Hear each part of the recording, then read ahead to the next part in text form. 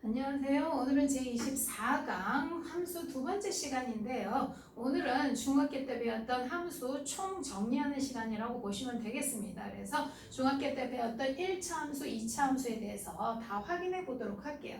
자, 1차 함수, 중학교 때 배웠던 1차 함수는 y는 ax 플러스 b, 식의 모양은 저렇게 생겼죠. 그 다음에 그래프 모양은 뭐예요? 직선이었어요. 그래서 우리는 직선의 방정식이다 라고 말한다고 말씀드렸고, 그 다음에 1차 함수 식을 보시면 a, b 두 개가 중요하잖아요. 그죠? 그렇다면 이 a가 뭐예요? 직선이 기울어진 정도를 결정한다. 이렇게 보시면 a의 절대값이 클수록 y축에 가깝다 이렇게 배우셨잖아요. 따라서 기울어진 정도를 결정하는 이 a를 우린 기울기라고 하고, 기울기 내는 공식 x 증가량분의 y 증가량 반드시 기억하고 계셔야 되겠죠? 기울기 내는 공식입니다. 외우고 계시고, 그 다음에 기울기만 중요한 게 아니라 1차 함수는 뭐예요? 절편도 중요한데요. 자, 절편은 1차 함수에만 있는 게 아니기 때문에 절편이 뭔지 조금만 더 구체적으로 알고 가면, 절편은 그래프와 축이 만나는 점이에요. 그러면 축은 무슨 축이에요? x축, y축이 있으니까 x축과 만날 때 우리는 x절편, y축과 만날 때 y절편이라고 하며, x절편은 y에 0을 대입해서 구하죠. 자, y에 0을 대입하면 자 ax 플러스 b는 0이 되면서 x는 마이너스 a분의 b가 됐어요. 이게 뭐죠? 바로 1차 방정식의 해가 되잖아요. 그렇죠? 그래서 x절편은 방정식의 해다. 요것도 꼭 좀 기억해 주시면 좋을 것 같습니다. 그 다음에 y절편은 당연히 x에다 0을 대입해서 구했었고, 그렇다면 y는 b, 상수항 부분이 y절편이 되는데, 이렇게 절편에 관련된 거는 1차 함수에만 국한된 게 아니라 모든 함수에서 다 국한되기 때문에, 다 적용이 되기 때문에 꼭 기억해 주시길 바랍니다.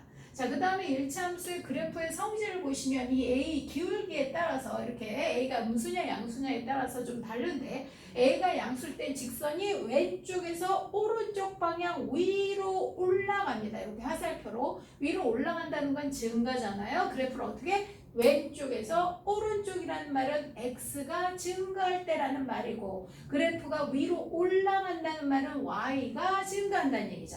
그래서 a가 양수인 그래프를 직선을 왼쪽에서 오른쪽 방향 위로 올라간다. 곧 x가 증가할 때 y가 증가한다.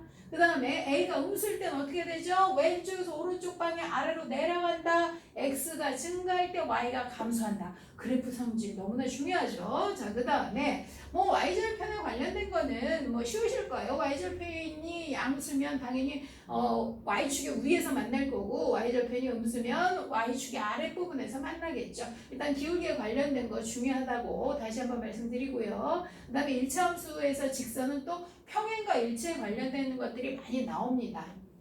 두 직선이 평행하다 아주 많이 나오거든요. 평행하다 뭐다? 기울기는 같고 y절편이 다르다. 곧 a는 같고 b가 다르면 우리는 두 직선이 평행하다 이렇게 말하고, 이게 연립방정식으로 가면 뭐예요? 해가 없다가 되죠. 자, 그 다음에 일치는 기울기와 y절편이 당연히 다 똑같은 거잖아요. 따라서 연립방정식의 해가 무수히 많았었던 것도 같이 연결해서 기억해 주시길 바랍니다. 특히 평행할 조건 꼭 기억해 주시고요. 자, 그 다음에 1차 함수 이제 식을 구할 수 있으셔야 되잖아요. 1차 함수식에서 가장 대표적인 건 이제 두 점이 나올 때랑 x절편, y절편이 있을 때만 제가 언급을 좀 해보도록 하겠습니다. 자, 두 점이 나오는 경우는 당연히 기울기 a부터 구하셔야 되잖아요. 그럼 기울기 a 구하는 공식이 뭐예요? x 증가량분의 y 증가량이잖아요. 그럼 두 점이 있을 때 x 증가량, y 증가량은 어떻게 구한다? 서로 빼서 구한다. 예를 들면 x 값이 1부터 5까지 갔다. 1, 얼마고 5, 얼마다. 그럼 1부터 5까지 간 거잖아요. 그럼 얼만큼 증가한 거예요? 5에서 1을 빼서 4만큼 증가한 거죠. 증가량은 어떻게 구한다? 빼서 구한다. 꼭 기억해 두세요. 그래서 기울기 내는 공식은 x 증가량분의 y 증가량이고, 증가량은 x끼리 빼고 y끼리 뺀 것뿐이다 라고 분수로 구하셔야 된다 라고 기억해 주시면 될 것 같고, 이렇게 기울기를 구하면 어떻게 하면 돼요? 이제 b는 둘 중에 아무 점이나 하나 대입해서 우리가 b를 마저 구하시면 되겠습니다. 특히 이제 많이 나오는 게 이렇게 x절편, y절편이 나오는 경우인데요. 자, x절편이 m이고 y절편이 n인 직선의 방정식, 이렇게 아예 공식처럼 좀 외우셨으면 좋겠어요. y는 마이너스 n분의 x, 곧 x절편분의 y절편인데요. 부호가 반대요. 그러니까 x절편이 3, y절편이 2, 그럼 y는 마이너스 3분의 2x가 바로 나와야 된다는 겁니다. 자, 이 부분에 관련돼서 잘 이해가 안 가시는 분은 반드시 2학년 교재에서 한번 확인해 보도록 하세요. 그래서 기울기 x절편, y절편이 있을 때는 그냥 바로 한 번의 직선의 방정식 구하셔야 됩니다. x 증가량분의 y 증가량으로 해서 구하시면 안 되고요. 그냥 바로 그냥 마이너스 n분의 n이에요. x 절편분의 y 절편과 보반대. 마이너스 n분의 nx가 바로 n이 기울기라는 거 다시 한번 강조드리겠습니다. 그 다음에 y절편 뒤로 붙이면 되죠. 그래서 1차 함수는 이렇게 모든 좀 전체적인 가장 중요한 내용들만 좀 정리를 좀 해봤고요. 다시 말씀드리지만 고등학교 올라가서 가장 중요한 건 2차 함수죠. 자, 2차 함수 다시 한번 정리 좀 해보도록 할게요. 자, 2차 함수는 y는 ax제곱 플러스 bx 플러스 c의 형태의 일반형을 말하고, 그 다음에 이 그래프 모양은 뭐예요? 포물선 모양이죠. 그래서 우리는 포물선식이다. 그 2차 함수에서 가장 그 기본이 되는 그래프 모양이 뭐예요? y는 ax제곱이죠. 꼭지점이 이렇게 원점에 있는 이 그래프는 a의 부호에 따라 이렇게 아래로 볼록 위로 볼록 하면서 꼭지점이 이제 원점에 있는 거란 말이에요. 그렇죠? 꼭지점의 좌표가 0,0 여기서부터 시작해서 이 그래프를 어떻게 평행 이동을 시킨단 말이죠. 자, 그래프를 x축, y축으로 평행 이동시킨다. 자, 제가 지난 시간에도 말씀드렸지만 함수를 어려워하는 이유는 함수는 그래프를 이해하고 그래프를 배우는 단원인데 그래프가 떠오르면 너무 쉬울 거고 그래프가 안 떠오르면 너무 어렵다라고 말씀을 드렸었습니다. 그렇다면 이 평행 이동이라는 건 뭐예요? 그대로 x축 평행이동 그럼 뭐예요? 좌우로 움직이는 그래프 형태가 이렇게 돼야 되겠죠. y축 평행이동은 뭐예요? 위아래로 움직인다. 그래프를 이해하시면 이렇게 됩니다. 그런데 그래프 형태는 그렇게 된다는 걸 알겠는데 식으로 적용할 때는 어떻게 되냐? 자, 평행 이동시켜 달라고 하면 그 평행 이동시킨 만큼 식으로는 어떻게 빼서 구하셔야 된다는 거죠. 예를 들면 x축으로 p만큼 평행 이동을 시켜주세요. 그럼 x에서 p를 빼야 된다는 거예요.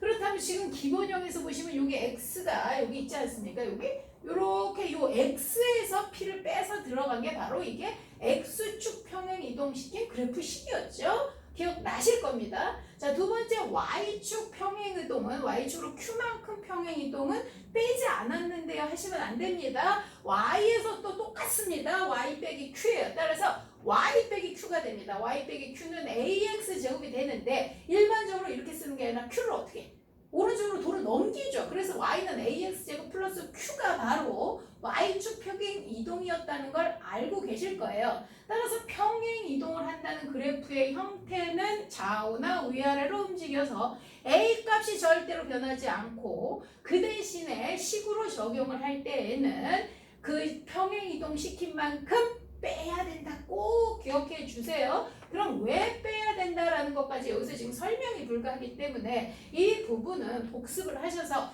분명히 있을 겁니다. 평행 이동하면 왜 식에 적용을 할 때 빼야 되는지에 대한 설명이 있으실 거예요. 그 부분을 꼭 다시 한번 복습하셔서 이해해 주시길 바라고요. 일단 여기서는 빼야 된다는 거만 강조하겠습니다. 그래서 x 빼기 p, y 빼기 q로 집어넣은 것이 바로 x축 평행 이동, y축 평행 이동, 그 다음에 x, y축으로 모두 평행 이동시키면 바로 q를 넘겨서 이렇게 y는 a가로 x 빼기 p 완전제곱 플러스 q 표준형이 나왔던 겁니다. 기억해 주세요. 그 다음에 평행 이동만 시키는 게 아니라 대칭 이동도 시킵니다.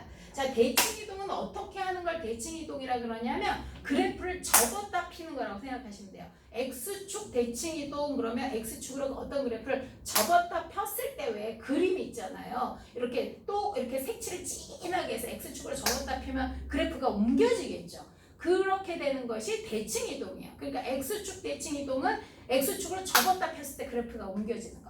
y축 대칭 이동은 y축으로 접었다 폈을 때 그래프가 옮겨지는 걸 대칭 이동이라고 하는데, 그럼 이 대칭 이동의 그래프 느낌이 아시겠죠? y축 대칭은 왼쪽에 있었던 게 오른쪽으로 가는 거고 위에 있었던 건 아래로 간다는 얘기잖아요. 그쵸? x축 대칭 이동은 위에 있는 게 아래로 가는 거고 y축 대칭 이동은 왼쪽 오른쪽이 바뀌는 거란 말이야. 그러면 이렇게 그래프가 이렇게 바뀐다는 건 알겠는데 이건 어떻게 식으로는 적용을 해야 되느냐? 자, 결국은 모든 그래프는 점으로 이루어져 있잖아요. 점이 뭐예요? 직선과 포물선이 됩니다. 따라서 좌표에서 점 하나만 그냥 찍어보세요. 점 하나를 찍어서 X축을 접었다 펴보세요. 아래로 내려가죠. 그러면 어떤 상황이 돼요? X는 변하지 않고 Y의 부호만 바뀝니다. 그래서 Y에다가 부호를 마이너스, Y에 마이너스를 붙여주면 돼요. 자, 다시 일사분면에 어떤 점을 찍어서 Y축으로 접었다 피면 이게 지금 오른쪽에서 어디로 가? 왼쪽으로 가죠. 그럼 뭐 어떤 상황이 돼? Y는 그대로인데 X의 부호가 바뀌는 거잖아요. 그래서 X의 부호를 바꿔주니까 X 대신에 X에다가 마이너스를 붙여주면 된다는 거고, 기억나시겠지만 원점 대칭도 많이 시켰었습니다. 원점 대칭은 X, Y의 부호를 모두 바꿔야 되니까 X 대신 마이너스 X, Y 대신 마이너스 Y를 집어넣으면 되는데, 자, 외우지 말라는 거죠.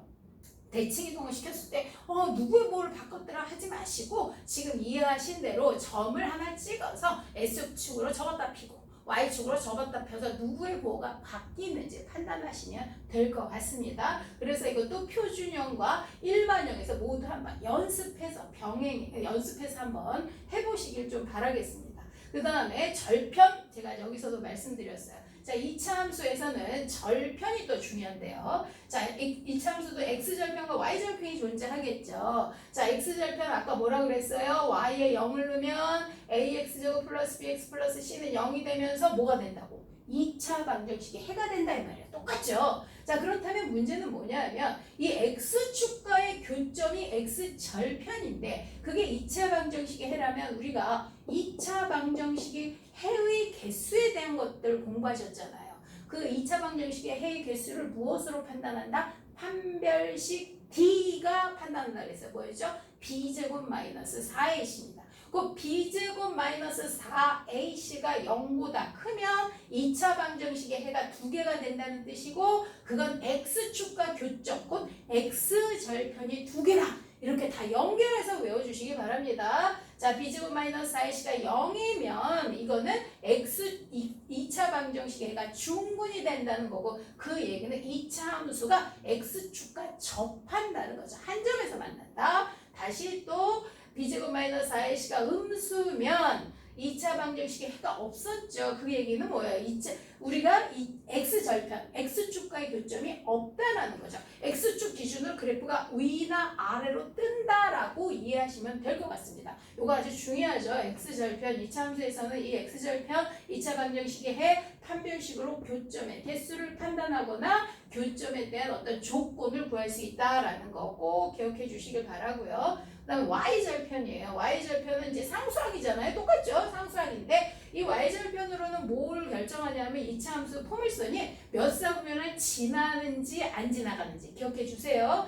4분면을 지나가는 것을 결정합니다. 4분면을 결정한다. 뭐 1, 2, 3, 4분면을 지난다. 아니면은 4, 4분면을 안 지나간다. 이런 4분면에 관련된 문제는 전부 다 Y절편으로 꼭, 물론 Y절편 하나만 아니고 A와 Y절편으로 결정한다는 거 잊어버리시면 안 될 것 같아요. 그래서 Y절편도 중요합니다.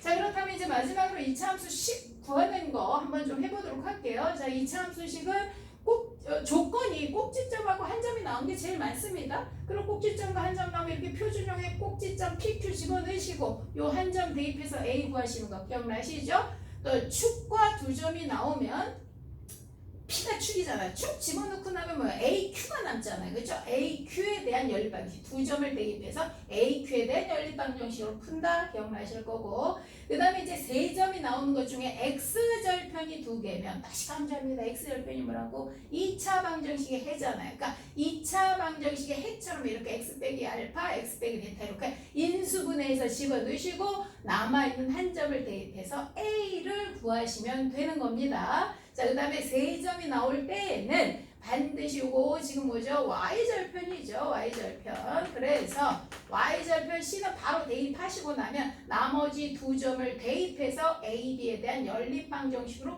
푸셨던 거 기억나실 거예요. 자, 이차함수 같은 경우는 솔직히 이차함수 식을 구하는 유형은 고등학교 과정에 있지는 않기 때문에 아주 중요하다고 말씀드리긴 좀 그렇지만 그래도 구하는 방법 한번 복습 좀 쭉 정리하고 좀 넘어가 주셨으면 좋겠고, 고등학교랑 많이 연결되는 것 중에 하나는 바로 이 ABC 부호에 관련된 문제예요. 그래서 일반형에서 ABC의 부호를 어떻게 결정했었고 A 더하기 B 더하기 C 이렇게 A, B, C가 모두 있는 부호를 결정하는 거 꼭 한번 복습해 주시길 바라겠습니다. 자, 이렇게 해서 자 24강까지 모두 마무리가 됐는데, 자 다시 강조드리지만 방정식과 함수 단어는 너무나 중요한 단어이기 때문에 중학교에 관련된 중학교 때 배운 내용들 아주 중요한 개념들 기본적인 것들은 꼭 머릿속에 다시 한번 숙지하시고 중요한 것들 총 복습하고 고등학교 공부하시면 큰 어려움이 없지 않을까 싶습니다. 그동안 수고 많이 하셨습니다.